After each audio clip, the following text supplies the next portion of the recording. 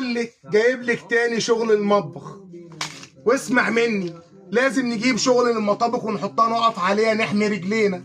انت يومك كله الله يكون في عونك يا شيخه، بتبقي في المطبخ تمام. قولي لجوزك، قولي له مش عايز يديكي تمام، يديكي فلوس تروح تجيبي على طول، تيجي عندي بعون الله عز وجل اعمل لك عرض. اوه مشايه المطبخ ال 90 في 2 الجميله الحلوه كام يا ابو عبده؟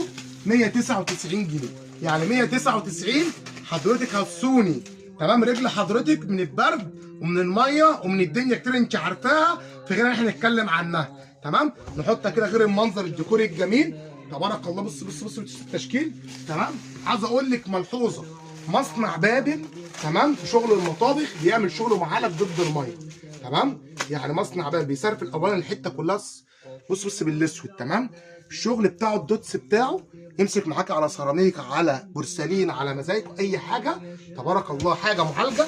هو حته بتاعته كده دي ملعبه، في حته بيلعب فيها تبارك الله في المصنع ده تمام. بسم الله ما شاء الله ولا حول ولا قوه الا بالله. قلنا 199 جنيه يا بلاش. قلنا كام؟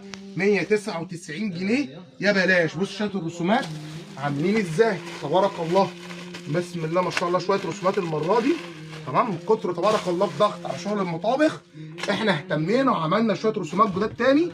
بص بص بص بص شويه الرسومات، رسومات جديده خالص انت ما شفتهاش قبل كده ولا هتشوفها في اي مصنع تاني.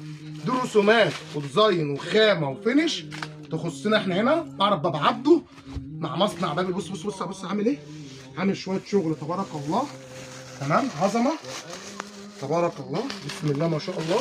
مطبخ صغير مش عاوز المقاسات الكبيره بتاع المطابخ، اهو حته 90 في 2 تحطها زي فكره الطرقه في النص، في نص المطبخ تمام. اهي لو انا مش عاوز افرش المكان كله هحط حته عند الحوض، تحت الحوض المكان انت واقفه فيه دايما تغسلي فيه المواعين والليله، او عند البوتاجاز واقفه بتطبخي، المكان ده من اللي فيه الحركه بتاعتك. لو مش عاوز اجيب مقاس كبير اهو تبارك الله تمام. طب انا المكان عندي كبير، جاي اقول لك ال 3 متر اهي تبارك الله 299 جنيه. كام؟ 299 جنيه. الحته بقى التلاته تبارك الله عليها اهي تمام. بسم الله ما شاء الله. بص هو عامل برده شويه رسومات. طبعا المكان هنا طبعا تبارك الله من كتر تبارك الله انا جايب كميات وحاطط في المعرض بره، والاوضه دي استغلتها برده تاني ودخلت لكم فيها شغل مطابخ تمام. فهي مش مساعداني اجيب لك طول الثلاثه بس. بص بسم الله ما شاء الله عامله ازاي حته 3 متر تبارك الله. شويه رسومات جمال جمال جمال روعه والله. يعني انت عارفه لما تكون انت اصلا ظابطه المطبخ بتاعك ومرتباه وفرشاه كده الارضيه، انت بتبقى واقفه مرتاحه نفسيا وانت بتطبخي وانت بتعملي اي حاجه، واقفه مرتاحه نفسيا. بصي فلو المطبخ عندي عاوز اجيب له في سلخه كبيره هو كنز